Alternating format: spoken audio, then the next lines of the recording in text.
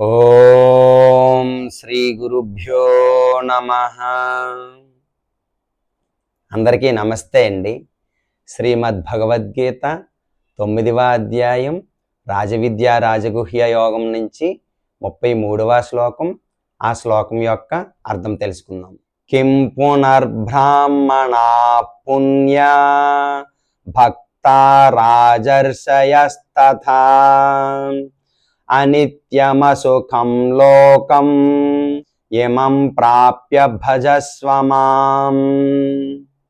ఇప్పుడు ఈ శ్లోకం యొక్క అర్థం తెలుసుకుందాం. ధర్మాత్ములైన బ్రాహ్మణులు, భక్తులు, రాజర్షుల విషయంలో ఇది ఇంకెంత గొప్పగా ఉంటుందో. అందుకే తాత్కాలికము దుఃఖపూర్ణము అయిన ఈ జగత్తుకు వచ్చావు కనుక నా ప్రేమయుత సేవలో నెలకొనవలసి ఉంది. గత శ్లోకంలో ఏం చెప్పారు స్వామి? ఎంత అల్పజన్మకు చెందినటువంటి స్త్రీలు కానీ, శూద్రులు కానీ, వైశ్యులు కానీ అయినప్పటికీ వాళ్ళు కూడా పరమగతిని పొందుతారు, ఎందుకంటే నన్ను ఆశ్రయిస్తే అని చెప్పారు కదండి.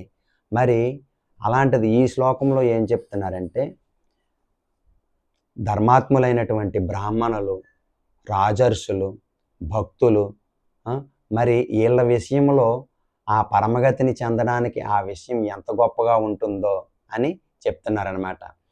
అలాగే తాత్కాలికము దుఃఖపూర్ణమైనటువంటి ఈ భౌతిక జగత్తుకు వచ్చావు కాబట్టి, జన్మ తీసుకున్నావు కాబట్టి నా భక్తియుత సేవలో నెలకొనవలసి ఉంది అని శ్రీకృష్ణ భగవానుడు చెప్తున్నారనమాట. సరేనండి, రేపు మరొక శ్లోకంతో మళ్ళీ కలుసుకుందాం. హరే కృష్ణ.